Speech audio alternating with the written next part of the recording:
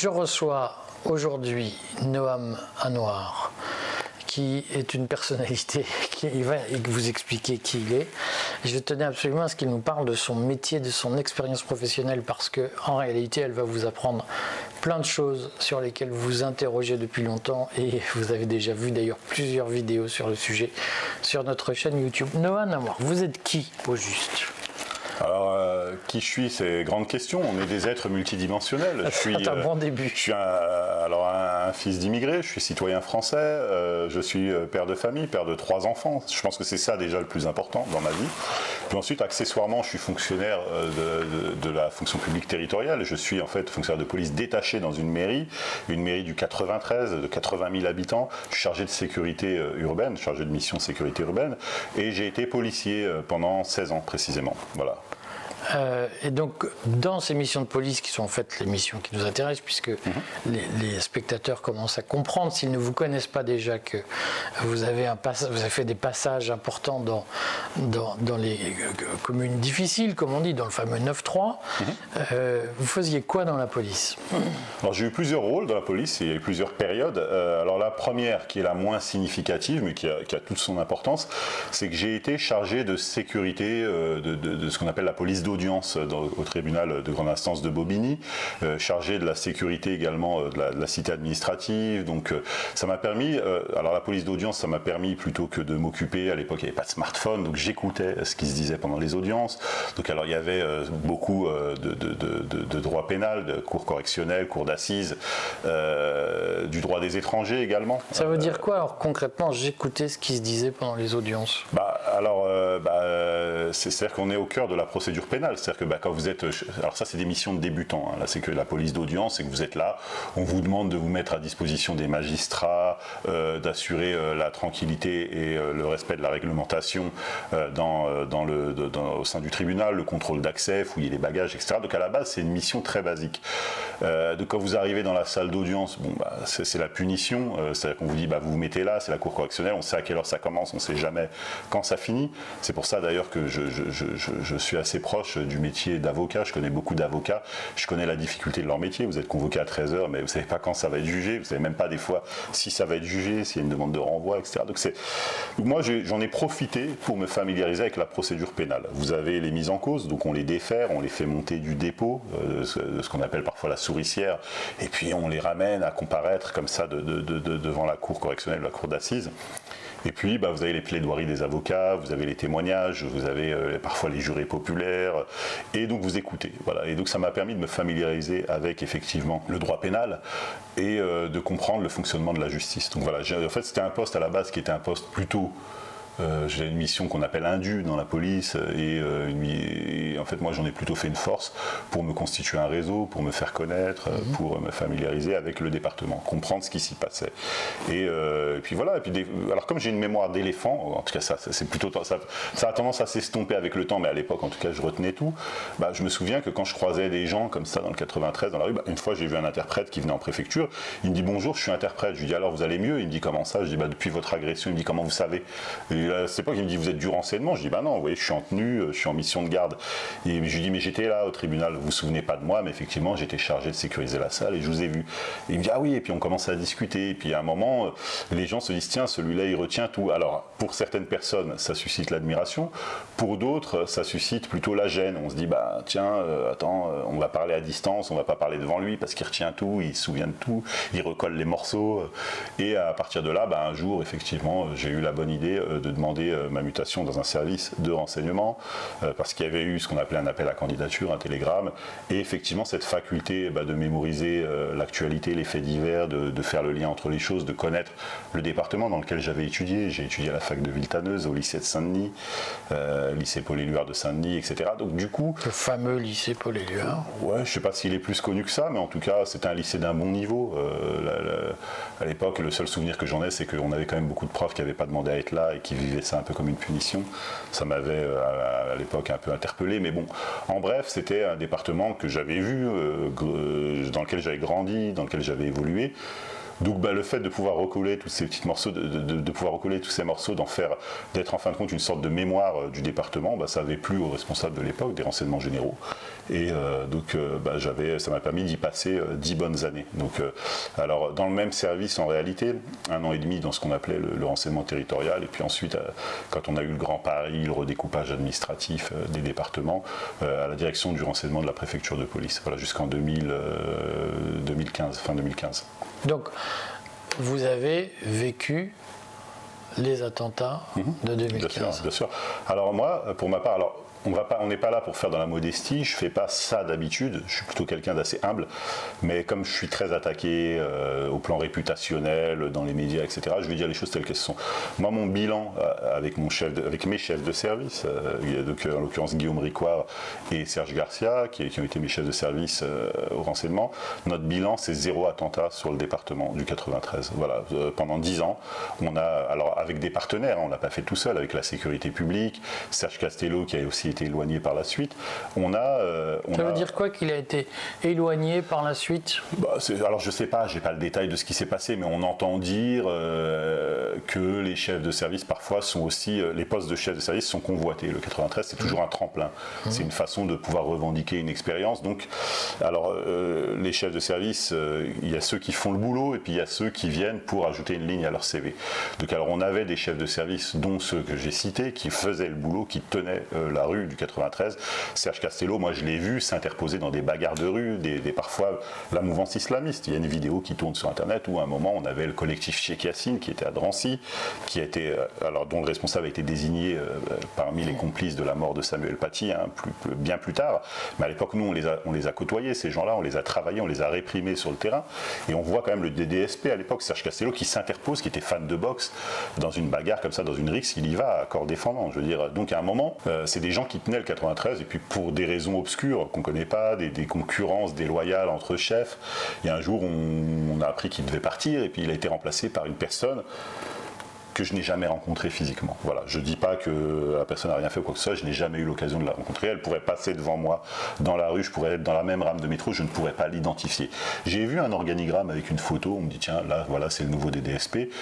Et je sais qu'il a eu un adjoint qui était plutôt très dynamique, qui a été éloigné aussi. Il y avait une volonté de l'administration d'uniformiser l'administration, d'y mettre en fait des hommes de paille, comme ça on dit voilà, toi tu occupes un poste, mais le poste n'était pas forcément en relation avec le niveau de compétence. Voilà. On avait des gens qui faisaient que ça fonctionnait, j'en faisais partie, je pense très honnêtement, j'avais le contrôle de mon terrain, de mon territoire. Alors ça veut dire quoi, quand un policier du renseignement du 9-3 dit je contrôlais la rue, je tenais la rue, ça veut dire quoi concrètement? Alors c'est que l'organe, c'est celui-ci en fait. Ouais. C'est qu'on sort et puis on sait quand tout va bien et on sait quand il y a quelque chose. À quoi on le reconnaît? Parce que c'est pas. Alors ça se résume pas en une phrase. Je pourrais pas vous dire ça comme ça, mais il y a des moments où on est capable de se dire bon, là il s'est passé tel événement, un fait divers, quelque chose qui fait que ça va. Il y a une potentialité derrière que ça parte en vrille ou que ça rentre dans l'ordre. Voilà, tout simplement. Donc quand on nous signale, par exemple, on nous fait des signalements quand on a eu la période des attentats. On était submergé du jour au lendemain par des signalements, en disant oui, il y a un tel qui est radicalisé, il y a un tel qui fait ci, il y a un tel qui fait ça. Bon, à un moment, j'arrive, le gros travail en fait, il y a le travail de collecte des signalements, parce qu'il faut tous les prendre en compte, mais après il y a le travail de tri, on ne peut pas tous les traiter de la même manière, donc il faut prioriser. Et c'est ça en fait l'expertise en réalité, c'est de se dire bon là il faut y aller, il faut mettre des moyens pour contrôler cette situation et voir si tout va bien. Quand je dis contrôler, c'est au sens large du contrôle, c'est-à-dire vérifier. Et là par contre non, là il ne faut pas y aller, je pense on nous mène en bateau. Et en fin de compte, c'est ce travail de discernement. Qui mène qui en bateau? Parce que c'est mystérieux pour les gens. Non, parce que en fait, quand on reçoit un signalement, on nous dit bon, il y a un homme qui vient, et puis on nous dit qu'il va partir en Syrie avec ses enfants. Et ce signalement, il vient de qui? Alors ça dépend. Ça peut être un signalement par voie de main courante, ça peut être un signalement qui provient d'une source, par exemple, d'un indique, d'une balance. Voilà. Ça peut être aussi. Alors il y a eu ce qu'on appelle la ligne verte, Stop Djihadisme, qui est né après les attentats de Charlie. Donc bon, voilà, on a un signalement. Donc voilà, la première question, c'est d'où ça vient, par quel biais est-ce qu'on reçoit ce signalement. signalement. Alors qui est l'auteur du signalement? On est habilité secret défense, donc nous on a accès. Pour moi c'est une condition sine qua non. Si on ne me dévoile pas la source du signalement, je ne traite pas. Je veux une transparence absolue. Alors en fait quand on signale, on n'est pas obligé publiquement d'assumer son signalement. Dans les services de renseignement, on travaille dans le cadre administratif, donc on n'est pas amené à témoigner devant un juge publiquement, dans une audience publique. Donc moi je dis voilà, qui est la personne qui nous envoie le signalement? Alors je veux juste savoir qui c'est. Est-ce que c'est une source? Est-ce que c'est... On dit alors c'est l'ancienne épouse de la personne qui est désignée. Ok. Quel est le contexte? Bon bah ils se disputent pour la garde des enfants. Bon bah ok c'est bon. Alors quels sont les éléments? Est-ce qu'on a des éléments matériels? On n'en a pas. Allez au revoir. Hop, je traite pas. Voilà, parce que on sait bien que parfois on est aussi un petit peu susceptible d'être instrumentalisé. Une personne, un homme ou une femme veut récupérer ses enfants. La gestion du conflit est plutôt difficile. On est en période de terrorisme accru, de menaces terroristes accrues. Bon, les personnes essaient d'instrumentaliser en disant attention, il va prendre les enfants, il va partir en Syrie.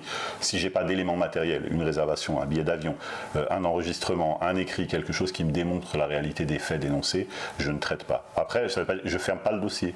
Si on a des éléments qui nous parviennent, on les traitera, mais par contre, en l'état, je peux pas m'en occuper. Je préfère donner la priorité à un autre signalement avec justement plus d'éléments matériels, des risques qui sont quantifiés, quantifiables et établis. Voilà.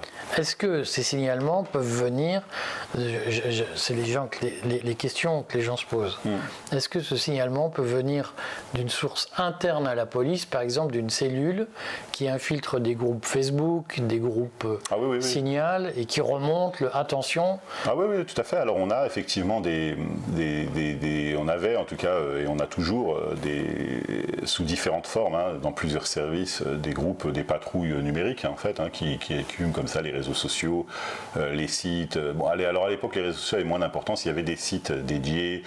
Bon, je sais pas, alors il y avait des sites d'organisation, par exemple d'ultra-gauche qui organisaient des manifestations, etc. Donc tout ça était surveillé. Bon, après on nous disait voilà, là il y a une manif, bon très bien, est-ce qu'elle a été déclarée? Oui, elle a été déclarée ou non. Bon bah ok, on va s'y intéresser, on va regarder.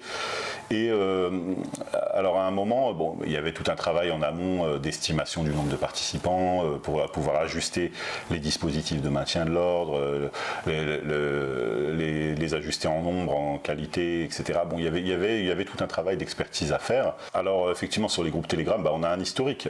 Quand moi j'ai été éloigné avec mes chefs de service, c'est mon chef de service plus son adjoint par la suite, on a eu l'attentat de Saint-Étienne-du-Rouvray.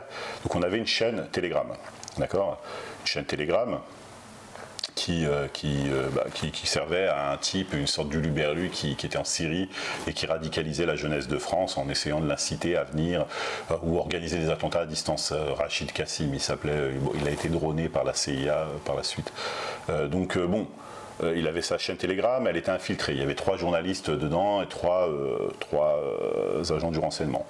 Bon, en plein été, il organise l'attentat de Saint-Étienne-du-Rouvray avec 2 jeunes de 18 ans, des mineurs, un mineur et un jeune majeur. Il utilise la chaîne pour le faire. Oui, tout à fait, des jeunes fichés S qui étaient un peu chauds, des gens qui avaient essayé de partir en Syrie mais qu'on avait retenus sur le territoire, mais au lieu de les incarcérer, on les avait mis sous bracelet électronique. Bon déjà, première erreur, on va dire. Puis ensuite, les gens, ils se disent, finalement, organiser des attentats, c'est super, puisqu'on risque pas grand-chose, à part se balader avec un bracelet. Puis le type se dit, puisqu'on m'a contraint il avait ce qu'on appelait une OST, une opposition à la sortie du territoire, plus une assignation à rester sur la ville de Saint-Étienne-du-Rouvray, il s'appelait Adel Kermiche. À un moment, il se dit, je vais faire un attentat sur ma ville, puisqu'on me dit que de toute façon je peux rester que sur ma ville. Puis où je vais aller, à l'église, je vais tuer le prêtre. Et puis à un moment il le vante comme ça sur internet, il se prend en photo comme ça avec la tenue islamique, il enregistre une vidéo où il fait allégeance à l'imam Baghdadi. Qu'il diffuse sur Telegram? Ah ouais, totalement. Ouais. Alors la vidéo, il l'a diffusée à titre posthume. Il a donné la consigne à ce qu'elle soit diffusée au moment où il aurait commis l'attentat. Mais par contre, avant, il y va. Il y est même allé une fois, il est allé voir à la porte de l'église et puis elle était fermée, il n'y avait pas de procession, donc il est retourné le lendemain. Et à un moment, il y a un fonctionnaire du renseignement, un maghrébin à la DRPP, qui dit il va se passer quelque chose là-bas. Donc DRPP, direction du renseignement de la préfecture de police de Paris. Voilà, donc du coup, alors il y a des réunions qui sont des réunions hebdomadaires à la DGSI qui réunissent tous les services, la police judiciaire, le renseignement territorial, préfecture de police. Ils l'appellent Alat parce qu'il y a une déesse grecque ou je sais plus antique qui s'appelait Alat, une déesse de la guerre. Puis voilà, ils font des réunions. Mais par contre, l'attentat il va avoir lieu tout de suite, donc on ne peut pas attendre la réunion hebdomadaire. Et puis le chef est en vacances, donc le chef refuse que la note aille vers l'extérieur, soit exfiltrée du service. Il ne l'a pas visé lui-même, parce que lui il veut contrôler. Mais par contre, il est en vacances et il n'a pas désigné de personne pour le remplacer ou prendre la décision à sa place s'il est en vacances. Donc il dit si je suis en vacances, il n'y a rien qui sort du service, vous attendez que je rentre. Donc a priori, en tout cas, c'est ce que raconte un article de Mediapart qui est écrit par Mathieu Suc. Et à un moment, la note reste dans le service et puis l'attentat a lieu. Donc le fonctionnaire dit je vous l'avais dit qu'il allait tuer le prêtre, il a égorgé. Et à un moment, une enquête, ça commence à râler, les gens s'indignent. Et puis, alors on accuse, dans un procès qui a eu lieu, je ne sais pas trop ce que ça a donné, le responsable de la direction d'avoir antidaté la note. De dire, ouais, mais la note, il l'a sortie après l'attentat, alors que voilà. Donc, transfert de responsabilité, ce qu'on sait très bien faire dans l'administration. Puis, en gros, personne n'ira en prison, je veux dire, ou ne sera même déshabilité ou quoi que ce soit. Si, je crois que le rebeu, le jeune rebeu, là, le maghrébin qui a sorti la note, lui, a priori, il est plus dans le service. Voilà, lui, voilà. Mais après, c'est pour ça que je suis pas. Est-ce que vous avez, à l'époque, vous étiez dans l'actif, si j'ose dire? Non, à la Saint-Cyr-Brouvet, j'avais déjà été sorti de. Mais avant, est-ce que vous aviez connu ces situations de bureaucratie où moi j'avais une grande gueule. J'avais une grande gueule. Moi, je savais me faire entendre. Hein. Non, moi j'avais une grande gueule. Je disais, écoutez, quand les gens me disaient oui, alors non, c'est pas urgent, etc. J'ai eu une situation comme ça, à l'époque où. À l'époque où il y avait eu un mec qui était rentré dans les studios de BFM TV puis qui avait tiré un type qui avait descendu des agents d'accueil, etc. On avait eu une situation comme ça où il y a un autre type qui était très connu aussi défavorablement, islamisé, fiché S, il se filme avec un flingue comme ça sur Facebook et il dit je vais aller moi chez TF1. Donc à un moment moi j'intercepte l'information et je la transmets à un responsable de permanence parce que c'était pareil, tout le monde n'était pas là, il y avait une permanence. Et le chef de la permanence me dit les journalistes de TF1, s'ils sont confrontés à ce type-là, ils appelleront le 17. Je dis mais ça va pas ou quoi? Vous plaisantez? J'ai dit attention, je vais l'écrire l'information, je vais dire qu'il y a une menace sur TF1.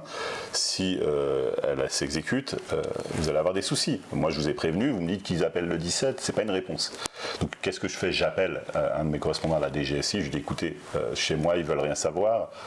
Donc je vous appelle parce qu'il y a un problème. Donc le type de la DGSI ne travaille pas sur le 92, parce que les studios de TF1 sont à Boulogne. Il dit ok, je vais faire le nécessaire. Et puis après, ma direction, comme ils savent que la DGSI a l'info, ils réagissent. Puis le lendemain, on me dit oui, félicitations, vous avez vraiment évité une situation. Mais ils devaient le dire quand même avec... Non mais moi j'avais le cœur. Je disais non, on va pas le laisser faire. Je peux pas me contenter de votre réponse. Je suis désolé. Donc j'ai transgressé. Mais on ne se fait pas que des amis quand on fait ce que vous faites. Non si, parce qu'à la fin, quand on m'applaudit, on me dit ah bravo, finalement vous avez eu raison. Et puis grâce à vous, votre signalement, tout ça, voilà. Mais une fois qu'on a évité le truc, mais si j'avais dit ok, appelez le 17 au besoin. S'il y avait eu un souci, en tout cas, on aurait recherché les responsabilités et ce serait sans doute revenu vers moi. On m'a dit pourquoi est-ce que vous n'avez pas fait ci? C'est Michael Harpon, par exemple. Hein. Pourquoi est-ce que vous n'avez pas écrit les rapports? Pourquoi vous n'avez pas fait ci? Donc, moi, j'ai écrit, j'ai téléphoné, j'ai appelé tout le monde, j'ai rameuté toute la planète, que des personnes habilitées secret défense. Voilà. Et à la fin, mon histoire, c'est qu'à la fin, au signalement de trop, en fait, on m'a dit toi, c'est bon, voilà, et puis on m'a éloigné. Ça veut dire quoi? C'est ça qui intéresse les gens. Ça veut dire quoi? Au signalement de trop, on m'a dit toi, c'est bon. C'est connu, je l'ai raconté sur Thinkerview. Oui, c'est Hani Ramadan, le frère de Tariq Ramadan. Il est venu faire une conférence en 93 et puis il tenait des propos en fait où alors moi la divergence que j'avais moi je suis quelqu'un de très rationnel. Je suis pas je suis pas dans l'idéologie. Hani Ramadan, je l'ai rencontré. Le contact n'a pas été chaleureux, mais je lui en veux pas parce qu'il a quand même une mesure administrative d'exclusion territoriale. Qui permettait une subtilité, ça lui permettait de venir, mais il ne fallait pas qu'il passe par un poste frontière. Et à un moment, je lui ai dit, écoutez, vous êtes dans le collimateur des services, de la justice, vous pouvez être éloigné très rapidement, donc faites attention à ce que vous dites. Il me dit non, moi j'ai gagné, j'ai pas de mesure, mon avocat a restreint, a gagné, etc., fait annuler la mesure. Je dis non, on vous a mal renseigné, la mesure n'est pas annulée, et vous le savez très bien. Et on ne s'entend pas, puis il y a une petite tension entre nous. Donc je le revois 2-3 fois sur des conférences, il se comporte de façon un petit peu distante, voire limite un peu agressive, ce serait ce qu'on appellerait de l'ordre de l'agression passive. Et après, à un moment, moi je dis ok, donc moi je suis l'autorité administrative, en tout cas je suis son représentant, même si ça vous plaît pas, je suis maghrébin, je suis musulman, ça vous plaît pas, mais c'est comme ça. Du coup, je vous le dis, donc voilà. Et puis bon, il est venu en 93 et puis il a fait une sorte de truc, de conférence qui mélangeait alors à la fois des accusations un peu dégradantes sur à l'époque du mariage pour tous. Bon, il disait oui, la société est décadente, les hommes se marient entre eux, etc. Il y avait des précédents, il a déjà tenu des propos un petit peu sur la lapidation, voilà, des propos assez durs. Et puis ensuite, sur la situation de Morsi en Égypte. Donc moi, ma position, c'était de dire, bon, le musulman du 93, c'est quelqu'un qui socialement est dévalorisé socialement. C'est des gens qui bossent pas, pour beaucoup, qui ont beaucoup de difficultés à s'insérer dans le monde du travail. On les emmerde sans cesse. Quand c'est pas le foulard, c'est la barbe. Quand c'est pas la barbe, c'est les robes longues. Quand c'est pas ci, c'est pas ça. Je dis, bon, il y a un moment où ils n'ont pas besoin qu'on les politise à outrance et qu'on les sensibilise à outrance à ce qui se passe à l'étranger. Ils ne peuvent absolument rien faire sur la situation en Égypte, celle de Morsi ou quoi que ce soit. C'est pas leur rôle. Donc à un moment, moi je pense qu'il faut les protéger justement des influences néfastes, ce qui n'empêche pas la conscientisation politique, mais ça ne leur rendra pas service de les amener dans cette direction-là. Donc moi je pense que la priorité pour le jeune musulman du 93, c'est l'intégration à la République et l'insertion sociale. Voilà, donc votre discours n'est pas convenable. Et en plus il tombe sous le coup de la loi, à certains points de vue. Donc du coup, il a fait une conférence à Montreuil qui était la conférence de trop. Et au même moment, bon, on m'a appelé, on m'a demandé de prendre une responsabilité au niveau du cabinet ministériel à Beauvau. Et puis mon chef de service me dit, bon, je suis au courant, on vous a proposé un poste à Beauvau. Je lui dis oui, et puis je pense que malheureusement, si la négociation aboutit, je vais devoir vous quitter. Alors, c'est pas qu'il avait besoin de moi, parce qu'il m'a exclu du service, mais en même temps, je lui ai dit, je vais avoir un salaire qui va être comparable au vôtre, si ça c'était pas habile. Non, mais c'est pas grave. Moi, j'espérais qu'il soit content pour moi, bon, naïvement. Hein. Et en fait, je pense qu'il y avait une forme de jalousie, etc. Et ils ont tout fait pour me barrer la route, et puis ils ont réussi. Voilà, ils ont raconté que j'étais islamisé, patati. Bon, j'ai eu des fuites, hein. Ils m'ont mis sur écoute. D'ailleurs, c'est comme ça qu'il a su que j'allais avoir le poste. Et, bon, voilà. En fait, le problème, c'est que j'étais musulman. Je me serais appelé Fabrice, j'aurais été breton, on m'aurait fait la même proposition, j'aurais été poussé, j'aurais été catapulté, mais un arabe qui prend la responsabilité... Ça reste à prouver. Peut-être. Ça reste à prouver. Parce que les gens de catégorie B qui rentrent en cabinet ministériel, c'est quand même mal vécu par les... quelle que soit leur origine. Ouais. Bon, mais concrètement, une fois que vous aviez identifié une menace, il y a une personne sur votre territoire qui pouvait constituer une menace terroriste, qu'est-ce qui se passait ? Ça dépend. Alors en fait, le renseignement, c'est la collecte déjà dans un premier temps des rumeurs, et puis ensuite après des informations, et puis ensuite la collecte d'informations opérationnelles par la suite, qui nous permettait de déterminer l'existence de cellules terroristes. Comment on sur le fait territoire. pour collecter des rumeurs ? Alors il y a la source humaine, il y a les interceptions de sécurité. Ce que j'appelle les interceptions de sécurité, c'est tous les moyens techniques. C'est pas que les écoutes, c'est les comptes internet, les adresses mail, les réseaux sociaux. Ça se passe comment ? Parce que c'est ça qui intéresse les gens. Les interceptions de sécurité, la collecte sur internet, ça se passe comment concrètement ? Alors, si on devait dire quelque chose d'intéressant qui ne se dit pas ailleurs, c'est que bon, moi, le peu de fois où j'ai mis les pieds à la DGSI, parce que moi j'avais un service qui était décentralisé par rapport à celui de Levallois, il y a un moment où je leur ai dit, bon, qu'est-ce qu'on fait ? Moi, dans ma culture, en tout cas du renseignement, les choses arrivent et puis on observe les événements tels qu'ils sont. On n'agit pas sur les événements. Eux m'ont dit, bah non. Nous, on agit sur les événements, on recrute les responsables, les potentiels, en tout cas responsables de cellules ou quoi que ce soit, on essaie de les recruter, et à défaut, on les invente, en fait, on les crée. C'est-à-dire que, bon, il me dit, par exemple, si vous attendez de pouvoir identifier toutes les brebis égarées qui vont comme ça aller se rallier à un responsable terroriste, on n'est pas sorti de l'auberge. Il me dit donc le mieux, c'est en fait de créer le responsable terroriste et de laisser les brebis égarées venir vers le nôtre plutôt que celui qui se trouve à Raqqa. Voilà, tout simplement. Et après, à partir de ce moment-là, on cueille. Vous voyez ce que je veux dire ? Quand vous dites on cueille, alors ça veut dire que concrètement, la police va choisir un policier qui va devenir leader islamiste. Alors oui, mais ça peut arriver effectivement. Alors dans le cas précis, ce à quoi je pense, c'est par contre, c'est pas forcément une identité réelle. Ça peut être une identité virtuelle. Ça qu'on peut créer un personnage sur Internet, avec une image, avec une aura, avec un discours. Une légende. Voilà, et en fait, cette personne-là, en réalité, derrière un compte Telegram, Facebook ou quoi que ce soit, il peut y avoir plusieurs policiers, en fait, qui ne travaillent pas forcément un policier. Par contre, alors, c'est là qu'ils ont besoin d'expertise et qu'ils recrutent des gens qui utilisent la terminologie. Par exemple, voilà, à l'époque de Daesh, dès qu'une personne disait Daesh, il se faisait carboniser. C'est-à-dire que, par exemple, on a un journaliste comme ça qui a créé des reportages sur la thématique et qui à un moment, disait Daesh, et puis la conclusion de son reportage, c'est qu'il se fait détroncher, il se fait identifier, et puis il lui envoie un message de menace en disant t'es cuit, je crois que c'était ça. Et donc, c'était Canal+ qui avait diffusé le reportage à l'époque. Donc les policiers sont plus habiles, ils sont plus adroits parce que c'est toujours les policiers qui gagnent, quoi qu'on en dise. Ils disaient non, Daesh ça n'existe pas, c'est un acronyme, on dit la Daoula dans le jargon islamiste. Donc ils ont passé des heures et des heures à surveiller les réseaux sociaux pour adopter la terminologie. Les policiers sont patients, les vrais, je parle pas des guignols qui arpentent les réseaux sociaux.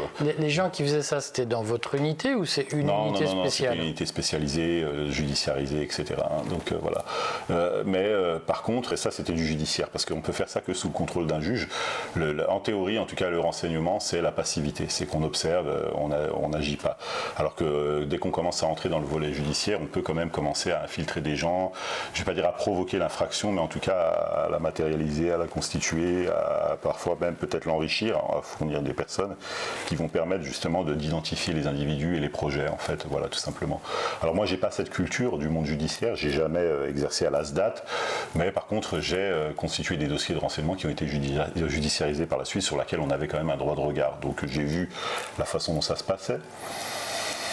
Bon, voilà, c'est plus trop d'actualité aujourd'hui. Je ne crois pas, en tout cas, aujourd'hui qu'on ait des menaces comme ça identifiées sur le territoire.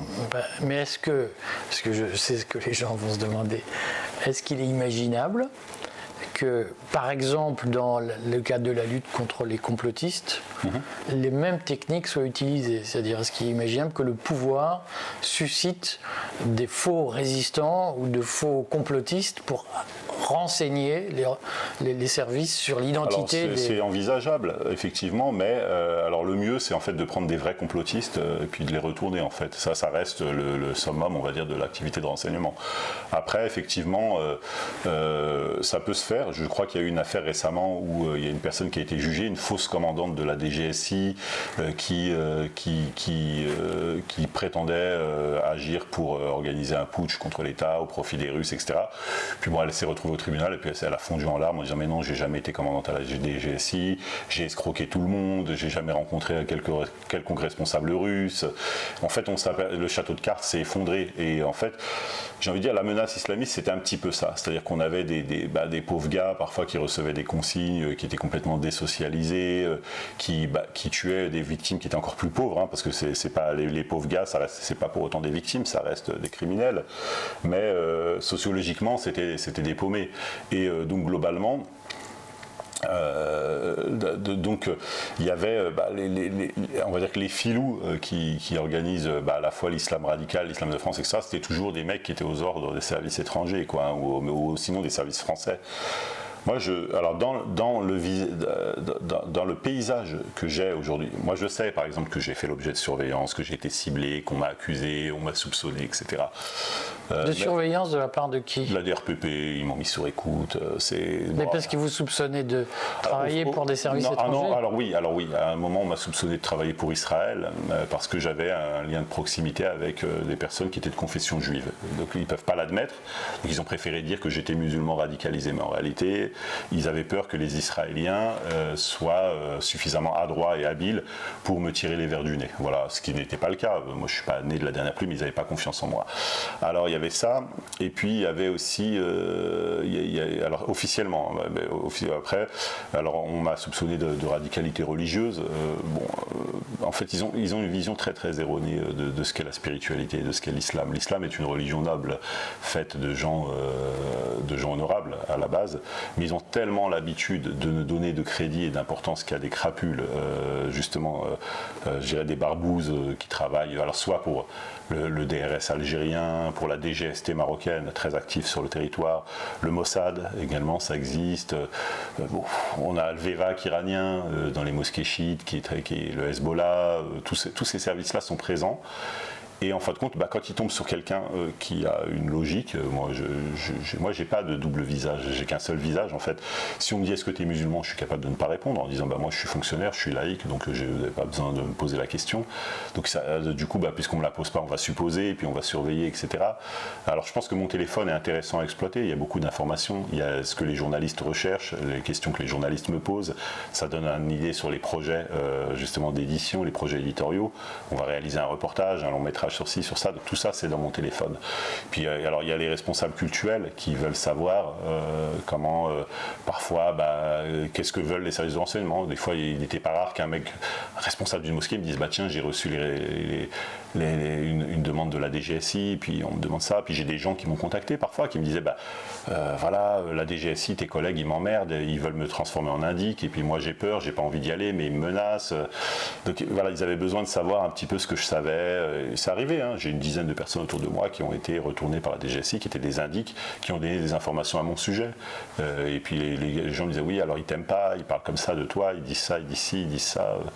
Puis bon, moi, du coup, ça venait à mes oreilles, et puis ça leur plaisait pas, parce que ça les doublait en quelque sorte par la droite, voilà, en quelque sorte.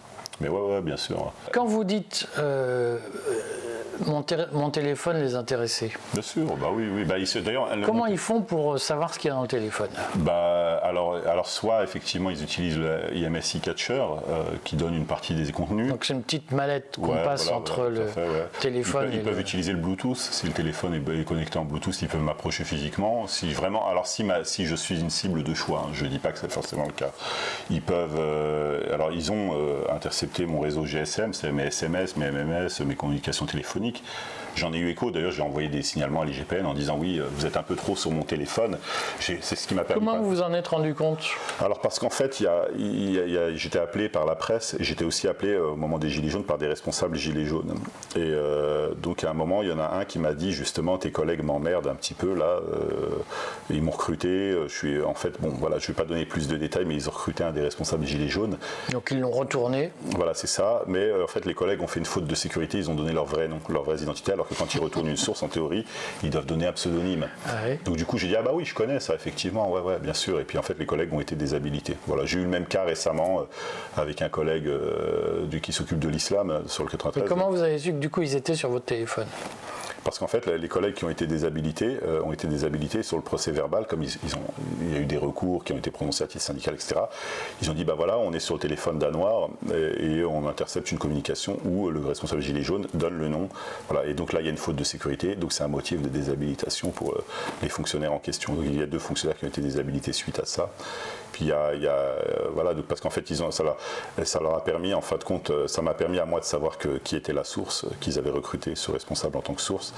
Et donc, comme moi, je suis censé être quelqu'un de dangereux, d'islamisé, de médiatique, etc., il y a le risque que je puisse découvrir comment l'État, en fin de compte, a infiltré et empoisonné le mouvement des Gilets jaunes de l'intérieur. Quand ils pistent votre téléphone, est-ce que concrètement, ils ont accès aux messages que vous envoyez sur Signal, sur Telegram, sur... Alors là, par exemple, mon téléphone, il est actuellement à la BRDP. Quand j'ai été interpellé dans le cadre de l'affaire Corbière-Garrido, en fait, ils savaient très bien que j'avais absolument rien à me reprocher au plan judiciaire, ni même au plan moral sur cette affaire-là, mais en fin de compte, ils avaient besoin d'avoir mon téléphone dans les mains. Je pense que mon téléphone était à la BRDP, mais qu'il a dû transiter par la DGSI et la DRPP. Qui a les moyens de rentrer par infraction, même sans le mot de passe? Ah si, mais en fait, moi, je suis contraint de donner le mot de passe. C'est une infraction de ne pas le donner. D'accord.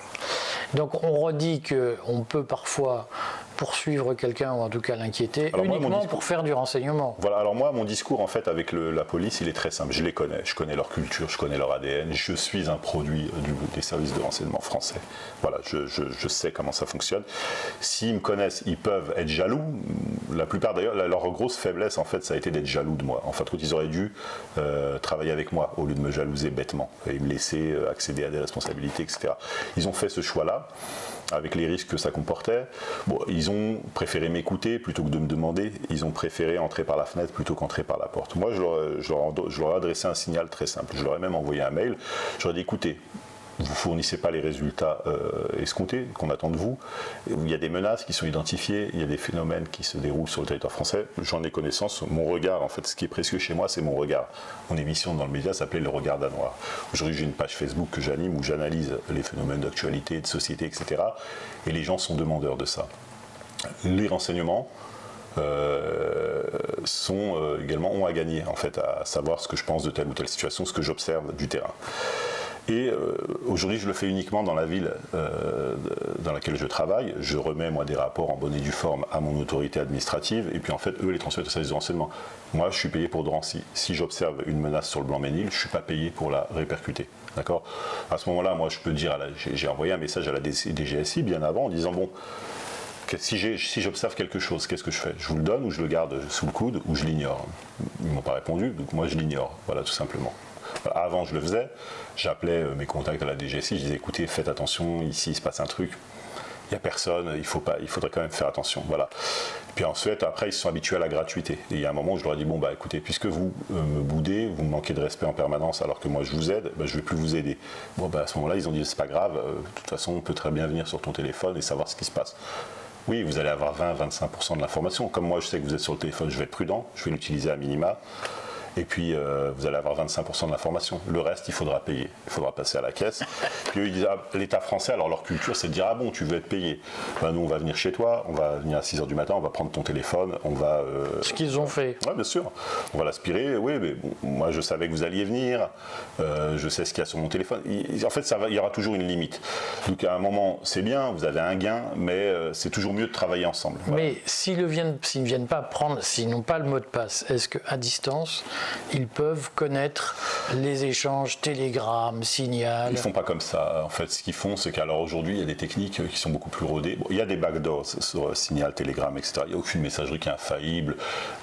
Moi, c'est pour ça que je perds plus trop mon temps à discuter sur Internet. Par exemple, je suis en train de constituer une communauté dont j'estime qu'elle doit être qualitative et pas quantitative.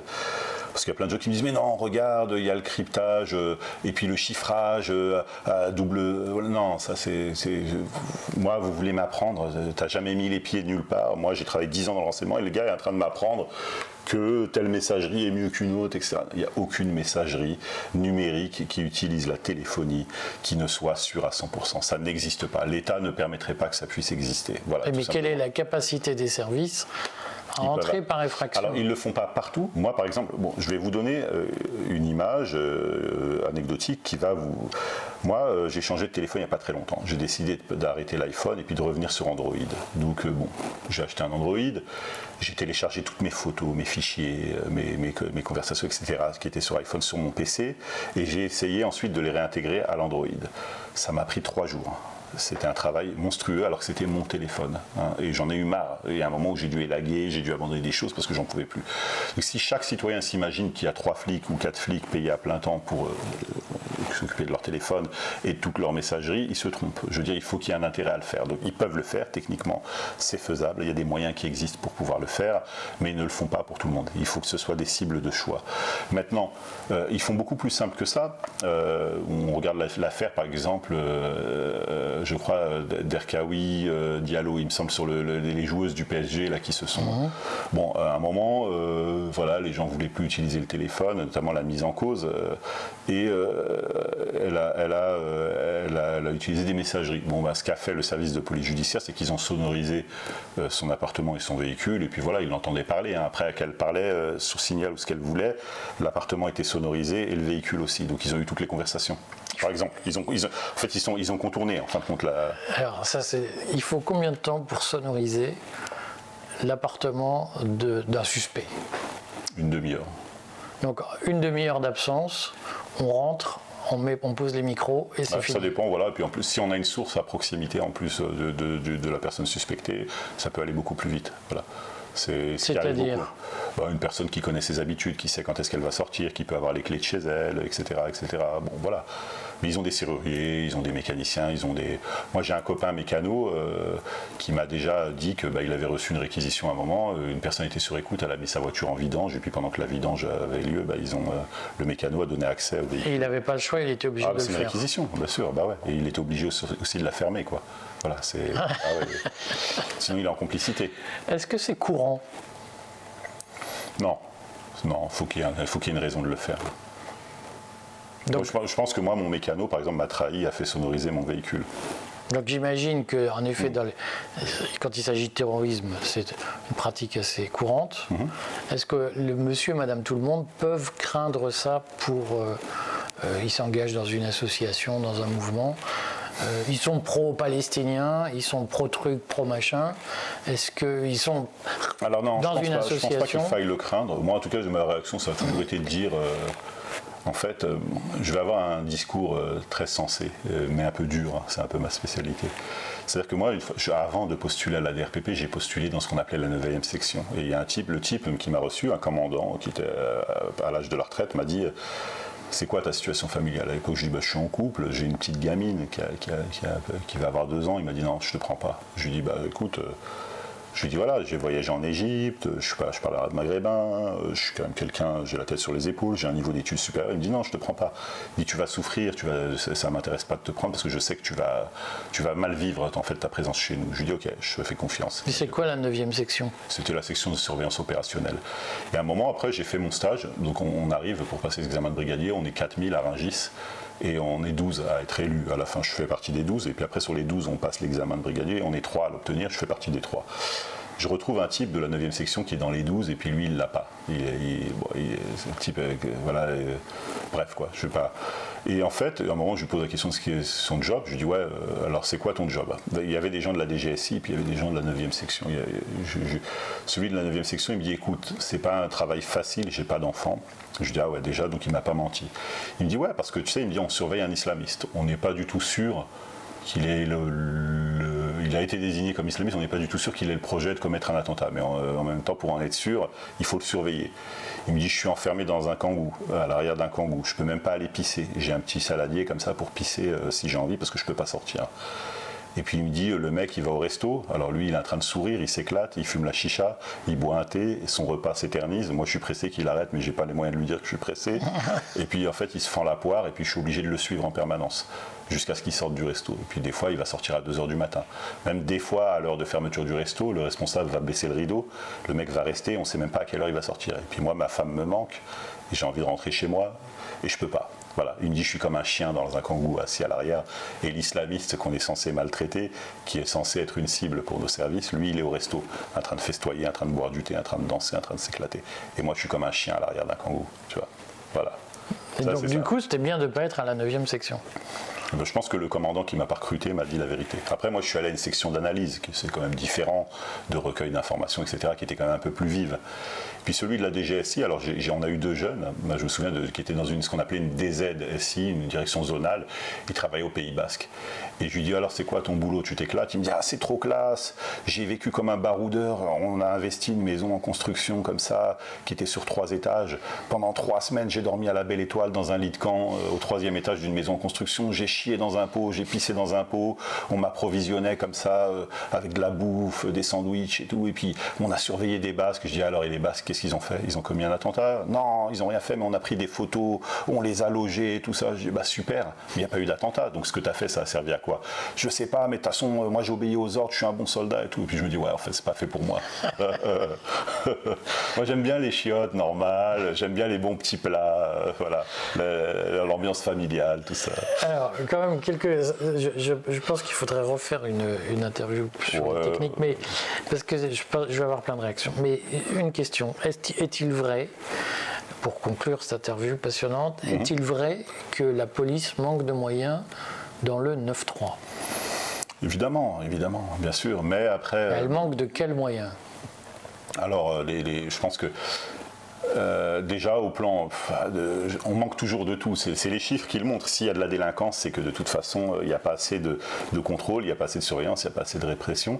Après dans le 9-3, ce que moi je constate, d'ailleurs j'y habite, hein, donc c'est pas pour rien, j'ai quitté une ville d'un autre département pour venir dans le 9-3, parce que les maires sont mis à contribution, et je pense qu'il y a énormément de maires qui font des efforts considérables pour justement améliorer la sécurité de leurs administrés.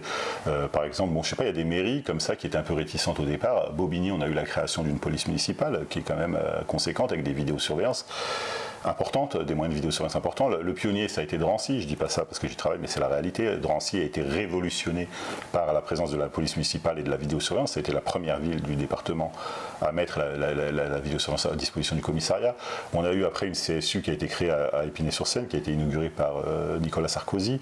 On a une police quand même à Aulnay-sous-Bois qui n'est pas trop mal lotie non plus. On a plein comme ça de petites villes qui se sont mis à Le Bourget, c'est une zone de vidéo-verbalisation. Les Pavillons-sous-Bois également, très bonne police municipale. Livry-Gargan, voilà. Livry et Pavillon sont moins criminogènes que Aulnay ou Drancy. C'est une zone de passage, il y a la Nationale 3. Je veux dire, les gens qui vont commettre des vols à l'arraché, des cambriolages, etc., ils ne vont pas forcément là où ils habitent, ils vont là où il y a du fric. Donc même si c'est moins criminogène en apparence, un cambriolage qui dégénère, c'est quand même bien que les gens qui commettent des délits sachent qu'il y a une vidéo pas très loin, c'est quand même assez dissuasif, je pense. Voilà. Donc du coup, Et donc du coup, dans le 9-3, oui, la sécurité publique a été renforcée par ces moyens-là. Après, effectivement, moi je pense qu'il y a effectivement un manque de moyens, mais après il y a la gestion, ce que je disais tout à l'heure, qualitative, c'est-à-dire le discernement, le tri, le traitement de l'information, ça fait défaut. Voilà, parce qu'après on a eu de gros problèmes. On a eu les attentats du 13 novembre quand même dans le 93, on a eu un certain nombre... Ils étaient prévisibles ces attentats ou pas? Bien sûr, c'était l'époque où les services de renseignement étaient encore assez performants pour qu'on puisse se dire qu'à chaque fois les personnes étaient fichées S par exemple, elles étaient surveillées, elles étaient dans les radars des services. Par la suite ça nous a échappé. Quand on a eu Stéphanie Montfermé qui a été tuée dans le commissariat à Rambouillet, la personne était inconnue. Quand on a eu les attentats de Nice, dans l'église de Nice, où des fidèles en prière ont été égorgés, la personne n'était pas connue, d'accord. Donc, en fait, après, si on doit conclure, je dirais quelque chose qui n'est pas dans le politiquement correct, mais qui est vrai. On a, face à nous, l'institution française, un adversaire déterminé. Cet adversaire, en fait, il a voulu nous terroriser. Alors, qu'est-ce qu'il a fait? Il a tué une fonctionnaire de police dans les murs, dans l'enceinte même d'un commissariat, pour dire aux Français que nulle part sur le territoire il ne serait en sécurité. Si on peut tuer une personne à partir d'un élément extérieur dans un commissariat, dans l'enceinte d'un commissariat, c'est qu'on est en sécurité nulle part. Donc ils ont voulu nous envoyer ce message. Ils ont dit, bon, vous avez des mécanismes d'habilitation avec des cartes, des badges d'accès, des habilitations secret défense, on va recruter quelqu'un dans votre service et on va vous tuer dans votre service. Renseignement. Michael Harpon, il a tué 4 fonctionnaires de police en exercice. À la préfecture de police de Paris. Dans un endroit sécurisé, zone d'accès contrôlée, etc. D'accord ? Et il a dit, bon, ok, on vous a tué au boulot, on vous a tué dans le service le plus sensible de votre territoire, on va vous montrer que même quand vous rentrez chez vous, vous n'êtes pas en sécurité. Et il a envoyé quelqu'un à Magnanville, il a réussi à recruter une personne qui a réussi à voler les données personnelles d'une déléguée syndicale qui avait les adresses de 2500 flics. Il a dit on va tuer quelqu'un au Mureau, il les a envoyés à Magnanville et ils les ont tués chez eux. Voilà. Ils ont gagné, ils ont fait un strike, il faut être réaliste. Donc maintenant, qu'est-ce qu'on fait? On en prend la mesure? On continue à se dire que tout va bien dans le meilleur des mondes possible. Voilà. Donc moi je fais partie des gens qui sont extrêmement amers de dire ils nous ont quand même mis une sacrée claque. Bon, je suis sûr que vous reviendrez parce que ça va susciter plein de réactions. Merci. Avec plaisir.